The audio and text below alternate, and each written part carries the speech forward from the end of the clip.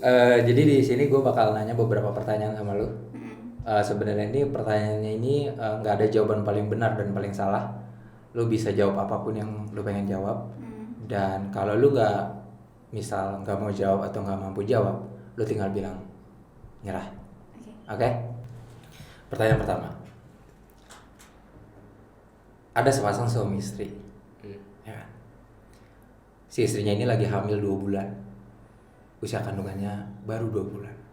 Sedangkan suaminya ini kerja di pabrik. Kerja di pabrik. Jadi dia ini berangkat pagi, pulang sore, berangkat pagi, pulang sore. Kayak gitu kan. Sampai akhirnya di suatu siang, si suami ini ketemu sama teman lamanya di warung kopi. Ya kan. Ada mereka ngobrol ngalor ngidul, ngobrolin masa lalu, ngobrolin apapun gitu. Dan nggak lama kemudian, si suami ini tiba-tiba nangis. Terus akhirnya dia curhat deh mbak, ya kan? Dia curhat sama temennya. Nah ternyata udah 1 bulan, si suami itu ternyata udah nggak kerja. Dia di PHK dari pabriknya. Dia nggak ngasih tahu istrinya karena dia nggak mau bikin istrinya khawatir kalau si suaminya ini tuh udah nggak kerja. Jadi setiap hari selama 1 bulan itu, si suaminya ini tuh keliling gak jelas ngabisin bensin. Yang penting dia berangkat dari rumah dan ngebiarin istrinya ini tahu kalau dia ini tuh kerja. Padahal dia nggak kerja. Sesekali dia nyari kerjaan. Tapi kan nyari kerja nggak semudah yang kita kira, ya kan? Pertanyaannya, apakah yang dilakukan sama si suami ini itu salah atau benar? Jelasin.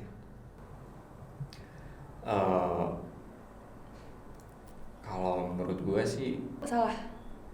Sebagai suami seharusnya lebih ke jujur. Kalau menurut gue bilang ya. Yang pertama seharusnya laki itu jujur ya. Jujur. Kalau dia udah nggak kerja gitu. gue sebagai suami, apa yang dilakuin si suami itu benar menurut gue. Kalau misalkan udah sepasang suami istri ini, menurut gue harus terbuka. Mungkin si suami itu nggak mau kalau apa yang menjadi beban si suami ini, si istrinya pun ikut memikirkan hal itu gitu. Karena kan yang namanya suami istri mereka harus kayak lebih saling ngobrol apapun itu. Karena setidaknya seorang suami itu berhak ngasih tahu kepada seorang istrinya. Dikarenakan suami itu kan tinggal dengan bersama istrinya. Ya menurut gue gitu seharusnya gitu. Seharusnya ya dikomunikasikan terlebih dahulu gitu. Dalam artian mau susah mau senang itu udah konsekuensinya. Ngebohongin istrinya tapi untuk suatu hal yang memang itu baik, menurut gue yaitu benar yang dilakukan si suami itu gitu. Maksudnya ya menurut gue sih apapun masalahnya harus diceritain sih, meskipun mungkin karena dia jaga perasaan karena lagi hamil, takut kenapa-napa sama kehamilannya juga. Tapi setidaknya kalau misalkan diceritain kan jadinya bebannya nggak ke diri sendiri gitu loh. Walaupun misalkan dia menutupi kesalahan itu pun berlambat waktu juga pasti ketahuan dong. Melalui entah dari orang ataupun misalkan dia menanyakan, si istrinya tuh menanyakan ke teman suaminya, dia kemana gak bisa pulang. Menurut gue itu Salah. Ya. Jadi kalau lu ada di posisi suami itu, lu bakal ngasih tahu. Ya pasti ngasih tahu. Nggak peduli itu bakal bikin istri lu nambah khawatir. Nggak peduli gue. Si suami ya udah mencoba untuk tetap menjalani hidup senormalnya dan biar si istri ngerasa nyaman juga karena emang dia lagi posisinya hamil juga sih. Berarti jadi harusnya Ngobrol ngasih tahu. apapun Apapun itu masalahnya. Iya. Jadi lu lebih memilih harusnya si suami ini tuh bilang. Padahal apa yang dilakuin si suaminya ini sebenarnya semata-mata buat menjaga perasaan si istrinya biar khawatir. Dua istri ya gitu maksudnya kan. Lu mau gimana pun caranya, mau lu berbohong atau kayak gimana, ya gue sih percaya dua istri itu ketika gue menjalankan sesuatu tanpa dua istri itu kayaknya ada sesuatu yang kurang gitu. Jadi kalau menurut gue jujur kepada istrinya. Jadi itu yang bakal lu lakuin kalau lu Iya. ada di posisi itu. Iya. Oke. Pertanyaan selanjutnya. Semisal nanti lu udah nikah. Ya. Semisal nanti lu udah nikah.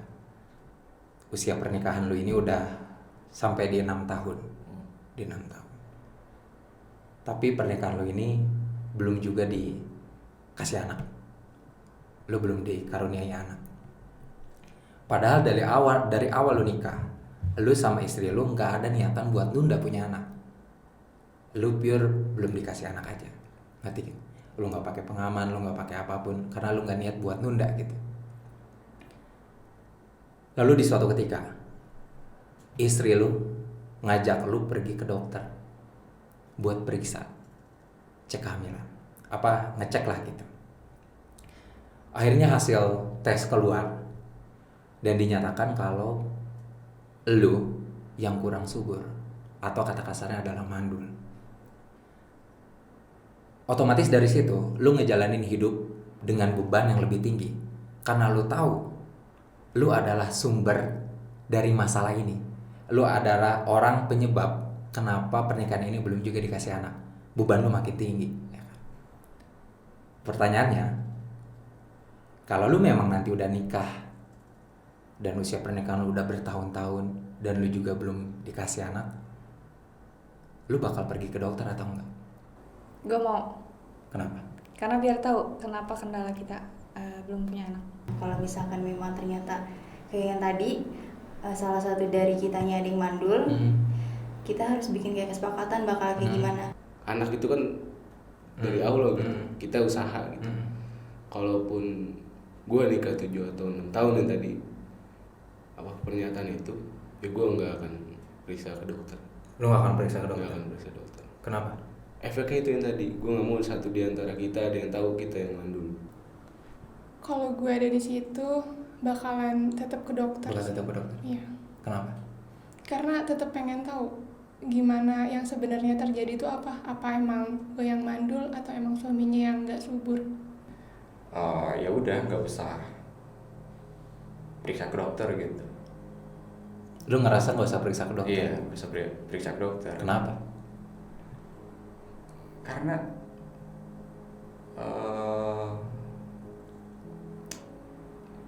kan otomatis kalau misalnya emang periksa ke dokter,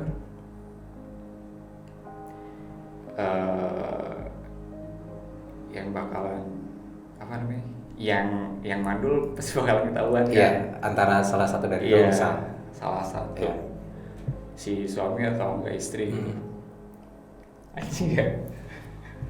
Mungkin gak sih lu bakal ngejalanin sisa hidup lu tanpa beban karena lu tahu di antara lu sama laki lu tuh lu yang mandul. Kalau lu periksa ke dokter. Ya mungkin kalau misalkan ditanya lagi soal beban, orang itu harus gimana ya, maksudnya harus tahu sih seenggaknya apa yang salah dari diri kita itu. Ya kita itu perlu memahami kalau misalkan diri kita itu emang gak baik-baik aja gitu. Kayak gitu. Jadi gue rasa itu bakalan malah kepikiran, terus bikin down juga sih salah satunya.